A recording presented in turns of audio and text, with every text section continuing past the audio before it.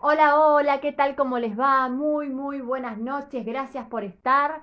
Estamos hoy, 7 de noviembre, como todas las semanas, vamos a hablar un poco de lo que hace a los conflictos societarios, de lo que hace a todo lo que es las empresas, tanto sea familiares como en general. Y hoy un tema muy particular, las crisis de las empresas, el tema de qué entendemos por crisis y cómo manejarlos ante esa situación.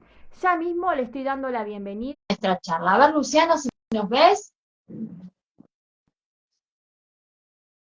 Mientras tanto, bueno, gracias a todos los que se van incorporando. Es un placer estar con ustedes. Y mientras Luciano se incorpora, quien va a moderar, como siempre, todas las charlas del estudio Amalia Defensor y Asociados, vamos a contarles, bueno, ante todo saludarlos a todos ustedes y contarles que, bueno, que estos temas son primordiales a la hora de estar, ¿sí?, en una asamblea o directorio de una empresa. A ver, Luciano, y te estoy mirando. A ver si apareces. ¿Todavía no apareces? Hola, Caro. Acá, Hola, Marvi Conti. Bueno, Luciano ahí está como pensando. No te veo. ¿Vos me ves? yo no te veo, pero hay que preguntar a los demás Sí, sí, si están pero bueno, ambos. a ver, ahí te veo. ¿Vos? Yo no, pero si quieres empezamos, ¿querés? Bueno, a ver, que alguien nos diga del público, Mari, Lucas, si nos ven a los dos. Si nos ven a los dos, entonces arrancamos. Que alguien, bueno, no tenga vergüenza y nos escriba si los dos salimos bien en lo que es esta red social de Instagram. Dale, Mientras la gente nos dale. va diciendo si nos ven a los dos, porque yo, bueno, te veo, pero vos no a mí. ¿Qué te parece, Luciano? Sí. Ah, sí, se ven ambos. Bueno, gracias, Lucas, gracias. Bueno, Luciano, todo tuyo. Bueno, para ti debe estar ordenando un poco acá la cámara, pero bueno, la idea, bueno, saludar a todos. Esta charla habla sobre, en este día bastante húmedo, como verán, Sí. bastante húmedo de noviembre, hablar sobre crisis de la empresa, aspectos de gestión y aspectos legales, ¿no? Crisis de la empresa creo que es un tema bastante actual, que fue un tema pedido por todos ustedes, y habla sobre, bueno, los temas financieros, el tema de que la dificultad de acceso al dólar, las peleas que hay muchas veces entre socios, la falta de acceso al financiamiento y demás, que lo que hacen es que muchas veces se vea la dificultad de tener resultados positivos en el ejercicio, y la dificultad de tener también poder honrar las deudas. Con lo cual lo que hace muchas veces entrar posible en el borde de alguna cesación de pagos, de un conflicto que no le hace nada bien tanto a deudores como a acreedores. Así que bueno, ese es un poco lo que hoy queríamos ver, lo que dijimos del tema de la infracapitalización, ver la búsqueda de nuevos socios, qué papel debemos presentar cuando necesitamos nuevo financiamiento y demás. Bueno, cuando hay crisis, la crisis se dispara para todos lados. La idea es ver cómo poder encararla, cómo poder preverla y saber qué aspecto va a tocar si llega a afectar a la empresa. ¿Qué te parece, Amalia, los temas que vimos o que estamos Bueno, planteando? perfecto. Creo que es importante, bueno, la presentación que hiciste, más que nada para ubicar a todos en tiempo y espacio. A veces, muchas veces, cuando vale la redundancia, uno habla de concursos y quiebras, no se entiende bien qué es concurso, qué es una quiebra. Así que, si te parece, damos como un simple concepto de ambos, como para empezar de lleno a lo que es esto y a lo que nos lleva después a cómo salvar la empresa en caso de que se salve o a qué es lo que sucede ante una crisis empresarial. Ante todo, agradezco a todos los que se van incorporando. Así es. Bueno, Amalia, te saludamos, que también lo que esto también queda grabado por si ingresan, que nos cuenten si son profesionales, pueden ser abogados, contadores, licenciados en administración de empresas, pueden tener una empresa familiar y bueno, pueden tener o pueden también asesorar y quieren saber un poco más del tema, ¿no? Saludamos a aquellos que se van uniendo y bueno, la idea es un poco contarles quiénes somos. Bueno, vos, Amalia, sos abogada y profesora en ciencias jurídicas, experta en derecho societario.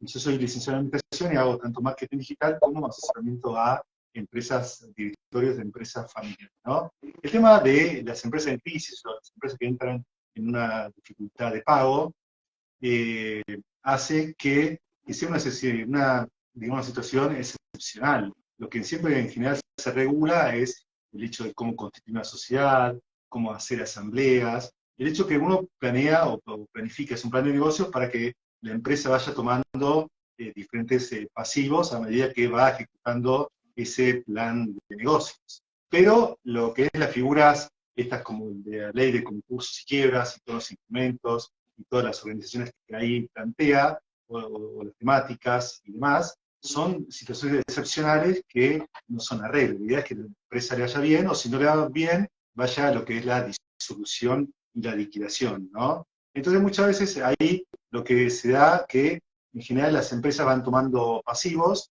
algunos tienen más información de la empresa que otros. Un banco, cuando te da un crédito, tiene una idea total de lo que son tus balances, tus flujos de fondos, tu plan de negocios. Pero también tenés muchas veces, tenés pequeños proveedores que contratan un servicio de catering, una persona que es en plena relación de dependencia, y la persona no tiene tantos conocimientos. Pero vos tenés una lista de personas a las que vos le debes, algunos con más y otros con menos conocimiento sobre la situación real de capitalización y de liquidez de la empresa, ¿no? Entonces, ¿qué nos puede decir eso de esa situación de tener una determinada cantidad de activos y que la situación haya un estrés financiero, un estrés de resultados, o sea, que no haya resultados, que puede ser que no haya resultados, o sea, que haya pérdidas, puede ser que el flujo de caja no dé para pagar todas las deudas que haya que en el corto plazo y haya que decir bueno, ¿qué hago? ¿Dijo cuál pagar y cuál no? O el tema es, y por ahí no tengo acceso al crédito para poder cumplir todas estas obligaciones. ¿Qué pasa legalmente cuando estamos en este tipo de situaciones? María. Bueno, primero ante todo habría que diferenciar, ¿no? Para que la gente se ubique en tiempo y espacio, porque si no uno confunde concurso con quiebra, ¿no? A veces pareciera ser que es lo mismo y no es lo mismo. El concurso es un proceso judicial en el cual el deudor le va a decir el juez que no puede afrontar sus deudas, que está en un estado de insolvencia, por así decir, y que obviamente es lo que se llama la cesación de pagos, ¿no? Entonces, ¿qué le va a decir? Bueno, señor juez, no puedo hacer cargo a estas deudas, me gustaría saber cómo las afronto, le presenta un plan, se va a realizar un plan de pago, suponiendo que en ese momento podría, aunque sea pagarse algo, dentro de un calendario, Luciano, y de manera ordenada frente a todos los acreedores que tenga esta empresa.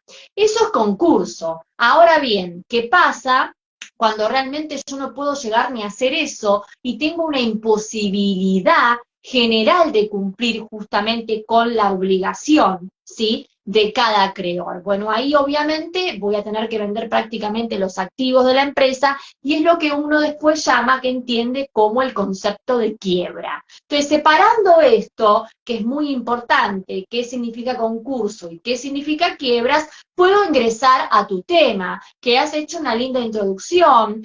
Acá lo que hay que tener en cuenta, Luciano, es el tema de la obligación. ¿Qué pasa cuando el deudor no cumple con el acreedor? Esta es una relación jurídica que aquel que estudia Derecho o aquel que fue a la facultad va a ver que esta relación jurídica surge de la parte del Código Civil y Comercial de la Nación, de la parte de obligaciones, donde una de las partes, deudor y otro acreedor, pareciera ser que no puede cumplir con lo que se ha estipulado. Vos sabés, Luciano, que las obligaciones nacen para ser cumplidas en cualquier tipo de contrato, pero acá, como bien tú has dicho, tenemos una relación o un tema excepcional, que es cuando obviamente en esa relación jurídica de deudor y acreedor no se puede cumplir. Entonces, obviamente, ahí decimos que entraríamos en el régimen de concursos y quiebras, ya veremos cómo afrontar.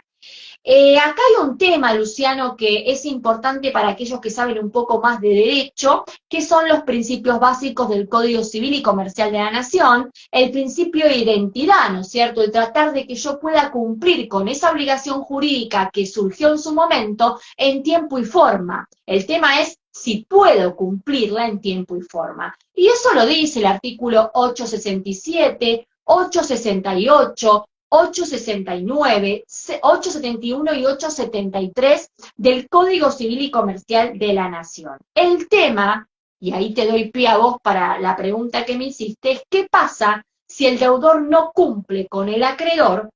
¿Cómo puedo hacer? ¿Lo puedo ejecutar? ¿puedo hacer valer mis derechos? O directamente, ¿sí? Si yo no puedo cumplir con una obligación, voy a lo que es un concurso y quiebra. Y la clave es que yo no es que no puedo cumplir con una sola obligación. Si yo no puedo cumplir, o la empresa no puede cumplir con la totalidad de las obligaciones, ¿sí? Entonces ahí estaremos en la presencia de este proceso excepcional que es concursos y quiebra. Sí, así es, que la ley es la 24.522 y como vos bien decías, todas las obligaciones nacen o se presume que ese buen hombre de negocios contrae una obligación en la creencia que va a poder cumplir con sus compromisos, o sea, no que va a haber un fraude o va a haber un proceso de licuación de pasivos o de activos para hacer una maniobra dolosa en contra de esas personas que deben, ¿cierto? Exactamente, exactamente. La ley, como bien dijiste vos, la ley aplicable es una ley especial, que es la ley de concursos y quiebras, con todas las modificaciones que fueron surgiendo, y que reitero muy bien es la 24.522.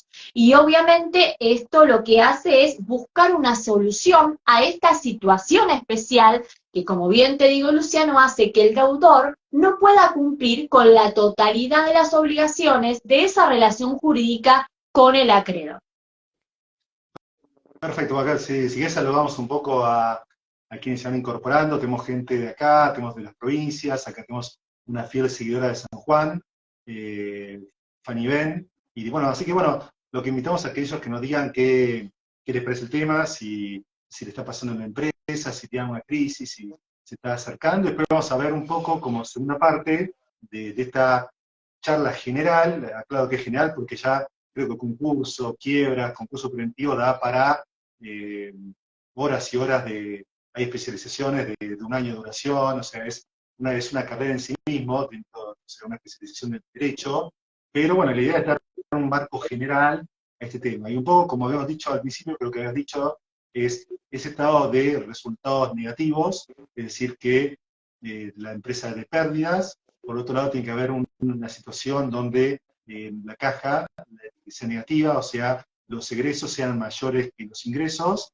y haya un estado de cesación general de pagos, donde lo que tiene de caja no puede hacer cumplir, o sea, tiene tan poca caja, digamos, entre comillas, que se le complica, se le hace imposible el cumplimiento de todas las obligaciones. Entonces después dice, bueno, aquel que tiene una información privilegiada, aquel que no tiene mejor relación, uno le cumple a ese y no al otro, ahí, pues, digamos, habiendo una situación complicada en la empresa, que llevaría por ahí a una cesación de pagos, yo le pago a algunos en desmedro de otros, o no. Entonces, bueno, un poco eran los criterios generales que habíamos dicho para esta primera etapa. El tema es la crisis de la empresa, esta crisis que hace que se dificulte cumplir con los compromisos, ¿no?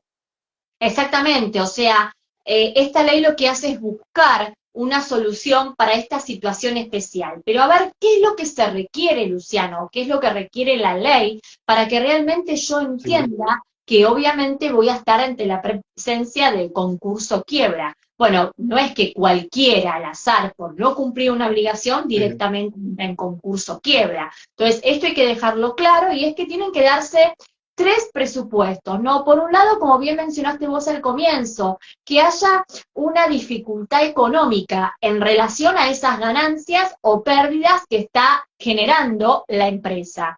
Por otro lado, que haya una dificultad financiera, que tiene que ver justamente con qué, con esto de que me afecta el tema de cómo afrontar esos pagos. Realmente no puedo pagar, dice el deudor. Y por otro lado, estar en esto que siempre lo vimos y se escucha mucho en la facultad y también con grandes docentes de concursos, que tiene que ver con el estado de cesación de pagos, ¿no?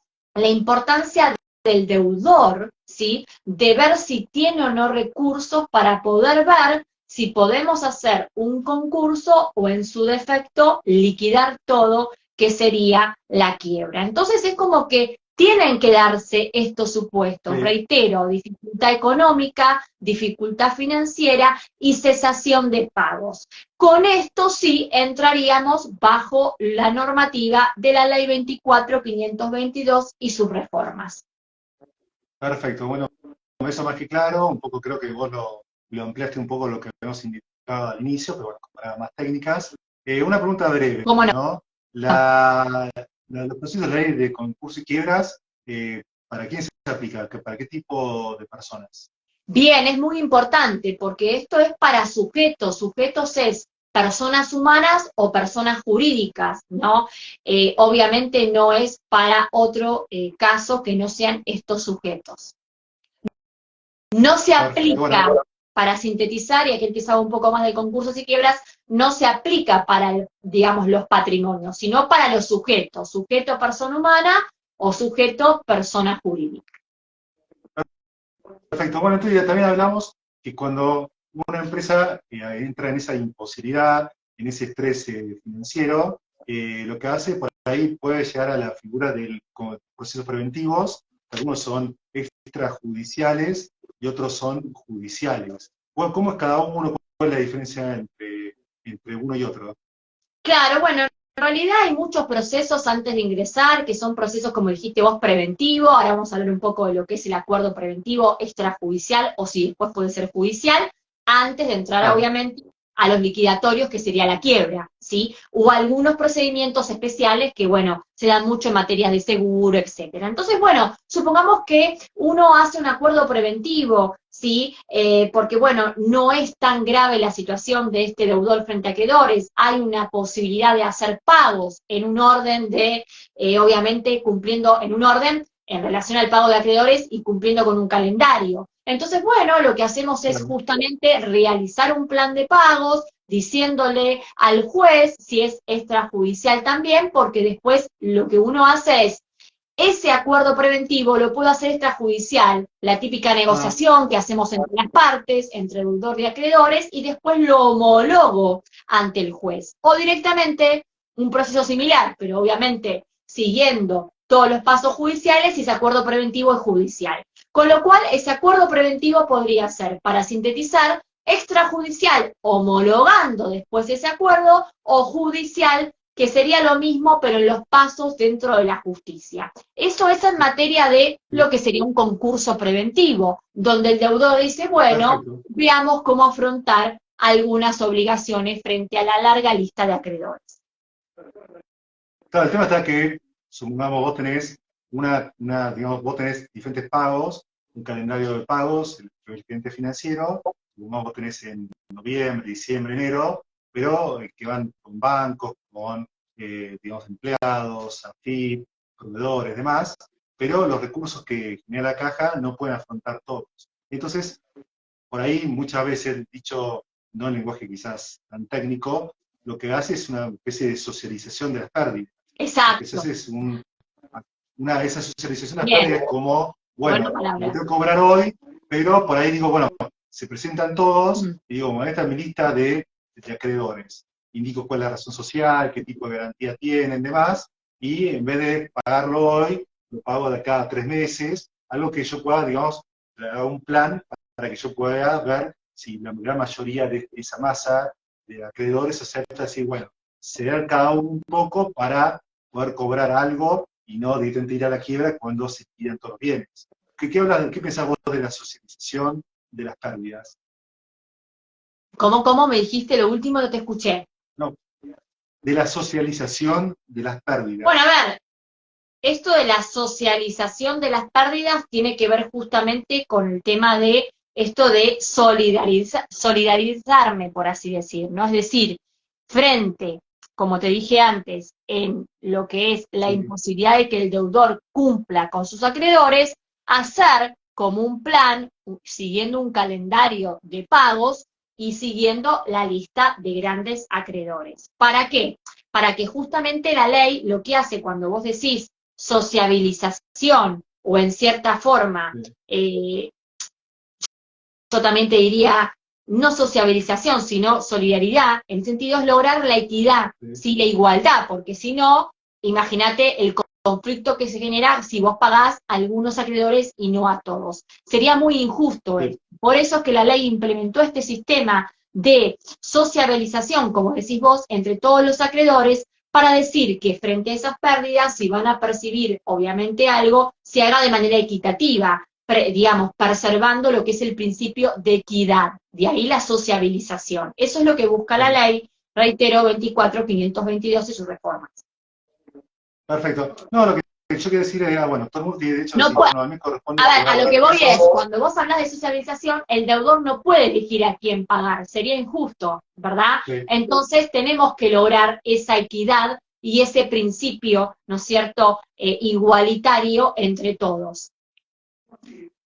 No, sí, eso es lo que yo quería decir, en el sentido de decir, bueno, si yo, digamos, debo plata, ¿no? Y elijo a quién pagar y a quién no, yo puedo tener una preferencia, puedo dar Obvio, una maniobra dolosa, sí, puedo estar ocultando activos, o puede haber millones de maniobras que esto daría para otro tipo de vivos, que en el fondo lo que buscan es una actitud maliciosa para, si yo debía cumplir ciertas obligaciones, cumplirlas en menor medida. Entonces ahí sí es una actitud de, digamos, contraria a lo que indica la norma. Entonces, si yo exactamente. elijo a algunos y otros no, yo digo, bueno, cada uno tiene que cobrar tanto, cada uno deja de cobrar un poco, o pospone un poco el pago, y de esa forma logra que la mayoría de un plan viable para que la mayoría en algún momento pueda llegar a cobrar parte de la deuda. Por eso algo va a tener que ceder en este plan, y luego presentar la lista de todos los deudores, y luego lo que van a tener que hacer es homologarlo ante el juez para que apruebe este mismo, y bueno, se como que vuelve a una nueva estado contable donde les tiene que cumplir ese plan y las deudas son distintas al momento anterior. Sí, siempre obviamente preservando lo que es la sociabilización de todos los acreedores, que en cierta forma es lo que busca la ley, ¿no? Por este principio de equidad y para, bueno, para que uno diga, bueno, no queda al libre, a libertad del deudor que él elija quién o no pagar, ¿no es cierto? Perfecto. También esta forma de realizarlo de manera privada y luego homologarlo, también se puede decir, bueno, que aquellos acreedores que ven que no van cobrando y se va alargando y se va haciendo imposible, lo pueden pedir al juez. O sea, puede ser de manera voluntaria, de manera privada o de manera judicial. Así es, así es. Por eso dijimos al comienzo que podía ser extrajudicial, homologando el acuerdo, o judicial. ¿Mm? Perfecto. Bueno, saludamos a quienes se van incorporando, que nos digan de dónde A ver, vienen, por qué perdón, ingresaron. en este caso estamos diciendo lo extrajudicial y lo judicial es cuando la situación no es tan grave y puedo afrontar algo. No, por eso, Porque vamos a entrar más. si la situación es grave, ya ahí estaríamos en procesos liquidatorios que no serían los preventivos y estaríamos en presencia de una quiebra, ¿sí? No, por eso, lo que un poco la idea era hablar por estadios, digamos, de una especie de gradualismo, cuando la cosa se puede salvar y cuando no. Así que bueno, por eso un poco, bueno, quería saludar a aquellos que se están incorporando, si recién entraron, estamos hablando con Amalia Defensores sobre crisis en la empresa, cuáles son la ley 24.522 que habla sobre ley de concursos y quiebras, y cómo se puede afrontar procesos donde los estados contables, los resultados, la caja, el nivel de saneamiento de la empresa no es el ideal, producto de la crisis que pues, seguramente muchas empresas están viviendo y hace que no se puedan honrar en tiempo y en forma con todos los compromisos y todas las obligaciones de la empresa. Ahora bien, ya hablamos de los procesos preventivos. Ahora bien, digo dos cosas. Un proceso preventivo se hace un acuerdo, judicial o extrajudicial, se presenta un plan de negocio, se presenta una lista de acreedores, todos, o la gran mayoría, aprueba cierta quita y decide, digamos, ceder ciertos derechos con el objeto de cobrar. Pero después pasa que ese plan no funciona. O directamente, tal es la situación económica de la empresa que directamente, digamos, ya se pide la liquidación para decir, bueno, digamos, intento cobrarle, liquidar lo que haya y luego cobrar de todo el patrimonio. ¿Cómo sería ese instituto? Eso sería, pasamos del intermedio al extremo. ¿Qué no puede decir de eso? Y ya ahí sería la quiebra, Luciano, que ya es el procedimiento directo de la misma, es cuando justamente la situación ya no hay ninguna posibilidad, entonces directamente se va a liquidar todo. Y ya entramos no en lo que es un concurso preventivo judicial o extrajudicial, sino que directamente es una quiebra, ¿sí? Y que, bueno, a la quiebra, vos sabés, la puede pedir el deudor, ¿sí? Porque obviamente puede decir que ya no tiene cómo afrontar sus deudas y pide que se liquide. Puede ser a pedido del acreedor también, ¿sí? Eso es muy importante. Ah, bueno, sí, sí. Y Es bueno, también pueden ser bueno quiebras, saberlo. también puede haber quiebras indirectas, que son las llamadas aquellas a las que, bueno, el concurso preventivo, los acuerdos que hablamos antes, fracasan y, bueno, directamente caemos en esas quiebras indirectas. También hay quiebras que son consecuenciales, por así decir, que son las que estuvimos viendo antes, que son las especiales, ¿no? De algunos temas específicos, como por ejemplo en materia de seguro, etcétera. Pero vos lo que tenés para que la gente no se equivoque es, vos primero, si podés afrontar algún tipo de, digamos, deuda, el deudor, y la situación no es tan grave de la empresa, vamos a hacer un acuerdo preventivo, veremos si lo hacemos extrajudicial o judicial. Llegado el caso que no podamos tener ninguna salida, que hay una imposibilidad y que realmente hay una imposibilidad de pagar, ahí sí entraríamos en lo que es una quiebra. Acordate que la quiebra la puede pedir el deudor, la puede pedir el acreedor, o pueden ser quiebras indirectas que son las que vienen en consecuencias de no cumplir esos acuerdos, ¿sí? Extrajudiciales o judiciales. Perfecto. También está el tema de que en estos tipos de procesos, cada acreedor tiene que demostrar su acreencia, ¿no? Porque no es que puede ser una deuda disimulada, lo que sea, y todos los demás acreedores pueden controlar y verificarlo, porque cuanto más acreedores haya, y digamos siendo una cantidad finita de activos, hay que ver por un lado cuántos activos hay, si realmente generan liquidez, o por ahí puede ser una marca que la posibilidad de venderla si genere un ingreso en el corto plazo es bastante bajo, porque muchas veces los criterios contables no generan liquidez en el corto plazo. Entonces, también muchas veces todos los acreedores van viendo que todos los demás acreedores, o sea, un acreedor entre los demás, tengan un justo derecho para que no haya infinitos acreedores y la posibilidad de cobrar sea muy baja, ¿no? Exactamente. Eso un poco era la idea de decir, bueno, crisis en la empresa, está todo mal, no hay plata, no hay resultados, hay necesitación de pagos, y bueno, y ahí estaba este problema que un poco queríamos tocarlo a nivel legal, ¿no? Ahora bien, vayamos ahora a un estadio anterior, que sería muchas veces se producen situaciones de infracapitalización que, bueno, que hacen que no haya los socios, aquellos que aportaban para la constitución de la sociedad, por ahí no aportan, no pueden aportar lo suficiente y hace que por ahí una empresa que tendría que tener un capital mayor, por el tipo de rubro, no es una empresa agropecuaria que tenga 100.000 pesos de capital y con eso no pueda, digamos, correr, digamos, el giro del negocio, entren con mayor facilidad en procesos de crisis que si no tuvieran infracapitalización. ¿Qué es la infracapitalización y cómo afecta en la liquidez de las empresas? Bueno, primero, para que la gente, yo te voy a decir el concepto, pero en relación tenemos que hablar Dale, del capital, porque la gente muchas veces no sabe, ¿no? El capital de la empresa es el capital, claro, es el conjunto de esos aportes que uno hace al inicio de constituir una sociedad, ¿no es cierto? Es uno de los elementos constitutivos más importantes, sin aporte no habría sociedad. Entonces, bueno, vos vas a decir, bueno, mi capital social está constituido por ciertos aportes de esos socios fundadores y también, obviamente, ¿por qué no? Se suele decir por el tema de los presuntos préstamos que puedan ingresar, por ejemplo, después a la sociedad. Pero es importante saber que la sociedad tiene un elemento constitutivo que son los aportes, que los aportes hacen a lo que es el capital social, ¿sí? Y que esto hace a que tenga determinadas características ese capital social, ¿no? La productividad, o sea, es muy importante saber cuánto aportamos para formar un capital y si ese capital es suficiente para que yo realice mi actividad empresaria, que ahí viene por ahí la clave y ahora lo que es esto de claro. infracapitalización. Y fíjate qué importante es el concepto de capital, que aparte de hablar de la productividad, de que uno lo va a tomar en cuenta para cumplir con lo que dice el artículo primero de la Ley General de Sociedades, que es el intercambio de bienes y servicios, también hay un tema de la garantía, esta función de intangibilidad, o sea, nadie puede tocar ese capital, ¿no es cierto? O sea, el capital no debería tocarse, no debería reducirse, debería ser suficiente para realizar esa actividad, digamos, sí, jurídica, mejor dicho, la actividad del negocio de la empresa, y seguirla con más logros, aumentándolo y no desmembrando ese capital. Y también el capital, aparte de la característica que dijimos de productividad, de garantía, de esta función de intangibilidad que es no lo toquemos, y que surge del artículo, por ejemplo, 68 de la Ley General de Sociedades, ¿sí? Como también se ven estos principios en el artículo 202, 205 y 206 de la Ley General de Sociedades en cuanto a la reducción,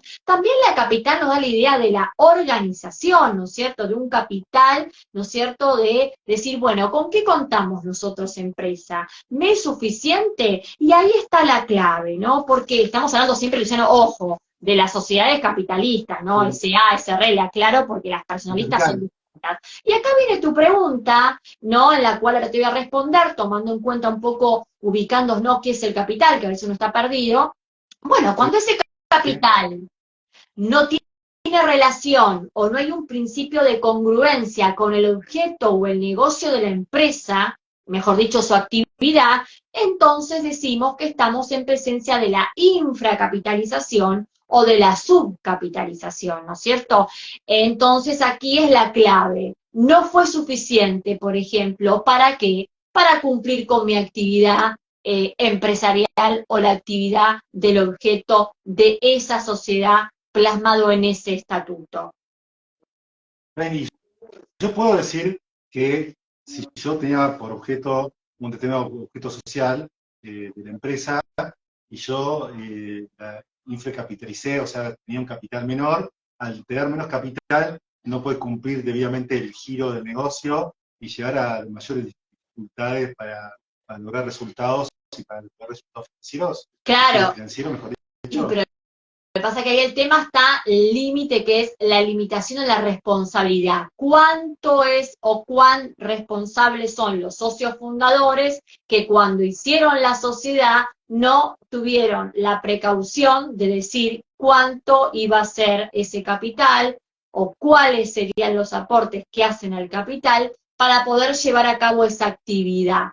Cuando ya no me es suficiente, ¿sí?, que es lo que me estás diciendo, ahí ya hay un tema de la responsabilidad o de limitación. Acordate que tanto el objeto, la actividad y también todo lo que hace al negocio de la empresa tiene una relación totalmente directa y proporcional con la responsabilidad de los socios fundadores y quienes representan la empresa, en este caso directores o gerentes.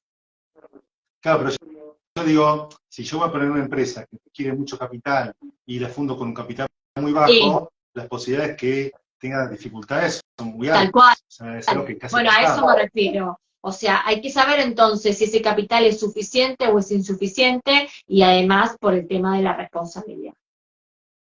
Y también muchas veces te decía, cuando vos, ¿te ha pasado a vos en el que te llaman, que dicen, bueno, que vos por ahí vas al IGJ y te rechaza el trámite de inscripción porque el capital no tiene relación con el objeto? A veces es algo que es bastante seguido, ¿no? Bastante seguido, con el objeto siempre hay un tema que la gente se complica, no hay relación de lo, digamos, lo que es el capital con el negocio, el objeto no es preciso y determinado, entonces, bueno, ahí vienen los grandes problemas, ¿no? La clave es saber cuál es el objeto, la actividad del negocio de la empresa, y obviamente, si ese capital va a poder ser suficiente para lograr ese objeto. Y respecto al capital, yo ahí, dije, hablamos al principio sobre lo que son concursos y quiebras, estados así de cesación de pagos, pero muchas veces esos estados de cesación de pagos, muchas veces provienen de una mala planificación de los capitales iniciales, o no, pues hacer eso, o sea, digo para prever, o sea, no es que llegamos a una situación al final porque tuvimos mala suerte por una situación coyuntural de la economía. Muchas veces sí, pero muchas veces no hay una buena planificación.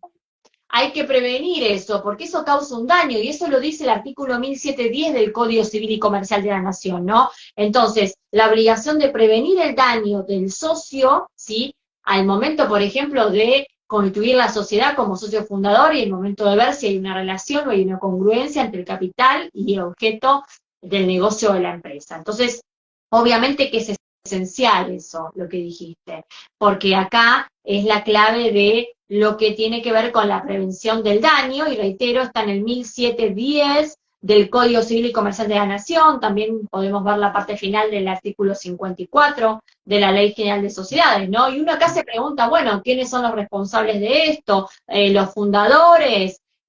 O digamos, ¿por qué el capital no es suficiente para cumplir con ese objeto? ¿Qué pasó con los aportes? ¿Por qué siempre tengo que aportar para salvar esta empresa cuando el capital podría haber sido de entrada suficiente y no tan insuficiente apenas ingresamos, ¿no? Sí, también si uno tiene una empresa así de bus, que el capital son 200.000 pesos, también es como que sabido que digamos, tiene que haber una idea básica contable. Y vos lo decís, es sabido, pero en la práctica esto se ve mucho, algunos para evitar temas contables impositivos, y en realidad todo está relacionado. Acordate, Luciano, que sociedades no es solo sociedades, a mí me interesan los balances, me interesan los números, me interesa el capital contable, el que va a figurar en balance y en los libros.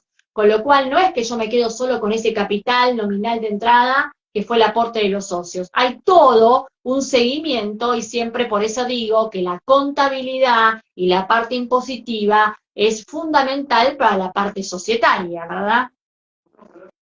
Si estamos hablando un poco de cómo prevenir, fuimos al revés, hablamos de lo último, que sería la peor situación, y cómo ir para atrás y no llegar a esa situación. Un poco esa sería la idea de esta charla.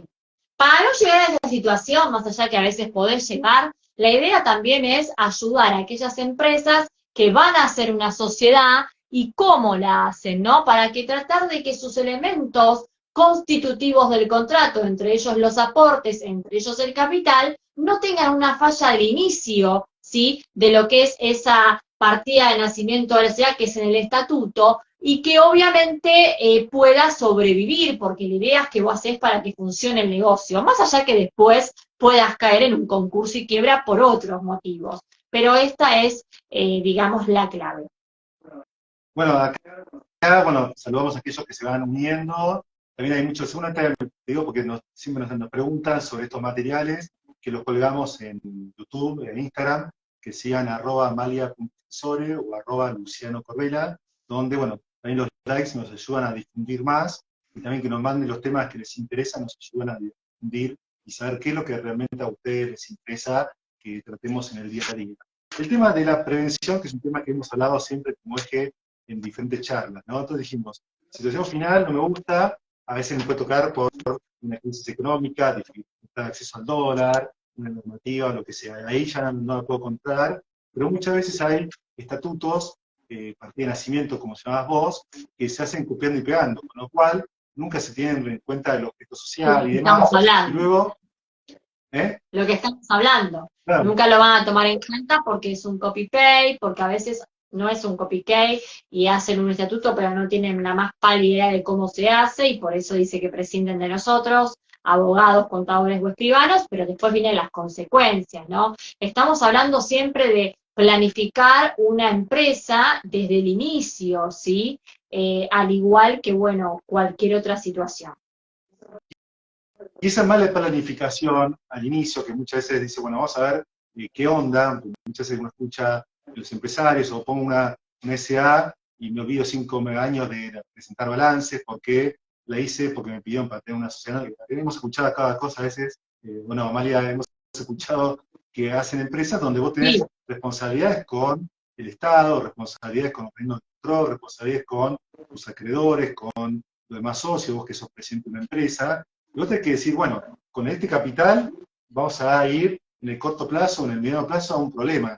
Necesitamos más capital, necesitamos capitalizar la empresa o traer capital de terceros. Y para eso necesitamos abrir la información, hacer tipo un due diligence de la empresa para presentarle, la empresa a gente de afuera, que muchas veces en las empresas familiares cuesta abrir el capital, o cuesta sincerar los números, o cuesta, hay diferentes temas que cuestan en las empresas, pero hay que capitalizar la empresa, y la persona que es director de la empresa tiene que decir, mirá, para cubrirse también ellos de una responsabilidad solidaria y limitada, decir, de esta forma vamos en el mal camino, y, sostiene y argumenta técnicamente de que es necesario la capitalización. Y cada uno dice, se propone capitalizarlo, cada uno, si no tiene el 10%, proponiendo un 10% más de ese capital que tiene para mantener la misma proporción, ¿no es cierto? Si yo quiero capitalizar con los mismos socios para mantener la misma proporción, te acabamos de que mantener, capitalizar en la proporción de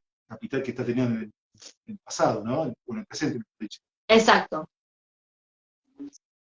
Si yo no quiero seguir aportando, porque si, bueno, yo puedo decir también, bueno, mi amor llegó hasta acá, yo quiero, no quiero seguir teniendo mayor injerencia en esta empresa de la que tengo, los demás socios pueden tener derecho a crecer y para poder seguir aportando en esa proporción que esa persona dejó. Y si nadie quiere seguir aportando, se puede abrir la capitalización a terceros presentando toda la información contable Totalmente. financiera para que ellos aporten y ellos pongan, ¿no? ¿Qué opinas de eso?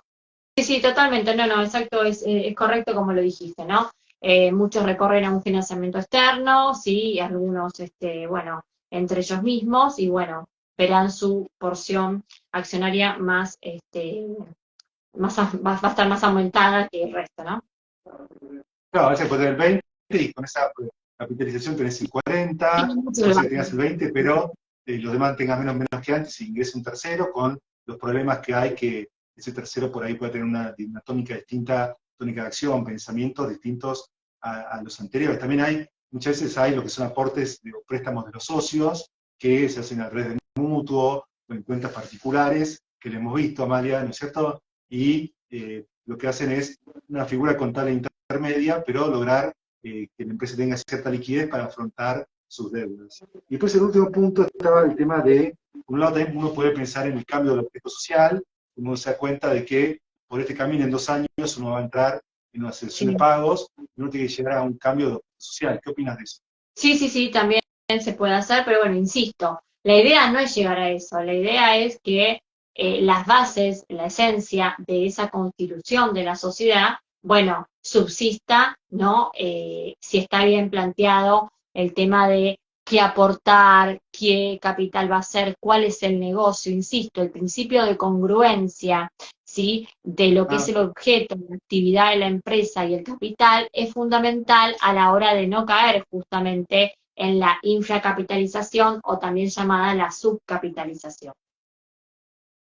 Creo que, mira, la verdad, esa parte me encantó lo que dijiste, no sé qué opina el resto, pero esa falta de planificación que siempre hablamos hace que muchas veces al principio uno no sabe si la empresa va a prosperar o no, pero luego Nadie hace a veces con ese fin. Muchos, Sí. bueno, el capital mínimo listo y se largan y no piensan realmente si eso va a ser suficiente para afrontar la actividad del negocio de la empresa. En general, últimamente está pasando eso. Y también pasa que al principio están las ganas de hacer la empresa, pero después hasta puede haber por temas de muertes, fallecimientos, que, digamos, uno necesite mayor capital y aquellos que continúan al socio o algunos socios no tengan deseo de voluntad, pues no les interesa el giro comercial que tiene la empresa. Entonces, esa voluntad o ese plan que había de palabra de capitalizar la empresa se vea, digamos, suspendido porque no hay esa voluntad de todos los socios de hacer ese aporte capital que requiere la empresa como debería ser hecho desde el momento cero. Exacto. Y también, por último, la importancia del asesor externo para renegociar, para armonizar y para lograr ese cambio cultural, para lograr todo esto. O sea, si uno hace un estatuto sin pensarlo, luego cuando llegas a la quiebra, diferentes tipos, es un proceso muy caro, donde te liquidan todos los bienes, tenés diferentes cargas, diferentes problemas legales, con lo cual no es para nada recomendable encarar ese proceso, y se puede muchas veces subsanar cuando vos haces una buena planificación, tanto legal, societaria, financiera y de gestión, ¿no? Exactamente. Es importante la figura de ese asesor externo que asesore, principalmente es accionista, accionista y director al mismo tiempo, ¿por qué no? Para poder encaminar o para poder corregir los conflictos que están surgiendo en esa empresa, más que nada familiar, que es lo que hacemos nosotros o en cualquiera, y obviamente no caer para nada en estos temas de concursos y quiebras, que bueno, no está, digamos, en sí ir a eso, sino siempre en preservar el negocio de la empresa, porque para eso es una sociedad, ¿no? Para preservarlo, para que crezca, para que haya un intercambio de bienes y servicios y obviamente se logre y se cumpla la actividad de la misma. Bueno, Perfecto, creo que más que claro, no sé si hay dudas, o las hacen ahora, o si no, le pueden mandar por privado, esto después lo subimos, con lo cual si ingresaron recién, bueno, pueden ver este vivo más tarde, si tienen dudas, bueno, las hacen, y Amalia, tanto en @amalia.fensore, abogada experta en derecho societario, como en @Luciano Corvela, que hago marketing digital y asesoro a directorios de empresas familiares, podemos evacuarle esas dudas y bueno, tratar de que no, digamos, hablamos de diferentes estadios, del peor hasta cómo llegar al momento cero, de cómo pues, se pueden evitar esos problemas, y bueno, es eso, ¿no? Así que bueno, saludamos a aquellos que se siguen uniendo, y saludamos a también a Gracias, nuestra Luciano. gente de Santiago del Estero y Tucumán, que estuvimos ahí de viaje, nos tratamos muy bien, estuvimos en algunas entrevistas en universidades, en radios de la zona, bueno, en importante radio ahí, con posibilidades de, digamos, muy interesantes de trabajar en conjunto con ellos, con empresas. Así que, bueno, saludamos a aquellos que se siguen viendo, Meli Petruccelli, y bueno, y a todos los demás. Y bueno, si tienen dudas, es el momento, o si no, seguiremos en el próximo vivo, bueno, la semana que viene. Así es, Luciano. Bueno, con esto dimos una síntesis de lo que pasa en tu empresa, ya sea familiar o que no sea familiar. ¿Qué pasa cuando no se cumple, sí, con lo que es la actividad, el negocio de la misma en relación a lo que es el capital social? ¿Qué pasa cuando, obviamente, tenemos que caer lamentablemente en lo que es un concurso o una quiebra? Hemos visto lo que es, los conceptos básicos, vimos cómo podría realizarse ese procedimiento, vimos quién lo pide y sobre todo vimos el tema de la importancia de planificar la sociedad, la empresa al inicio, ya sea, Sí. sí, con el estatuto o también si es una empresa familiar con el protocolo de la empresa familiar, con acuerdos entre socios como el pacto de sindicación de acciones y mucho más. También vimos la figura del asesor, si es externo, abogado, contador, etcétera, que acompañe a ese accionista o accionista y director para poder tratar de encaminar la empresa y no caer en lo que es el concurso y quiebra. Bueno, Luciano, gracias por estar, como siempre, moderando las charlas con una excelencia. Y si te parece, nos vemos como todas las semanas, la que viene, con temas que ya vamos a tratar sobre empresas y que van a estar colgados en lo que son las redes sociales. Y desde ya digo algo, pronto se van a colgar también los últimos cursos del año, estamos terminando el año, va a lanzarse alguno que otro en la Escuela Jurídica F y después arrancaremos con los cursos de verano. Bueno, Luciano, gracias. No, gracias a vos, nos vemos la semana que viene. Chao, chao.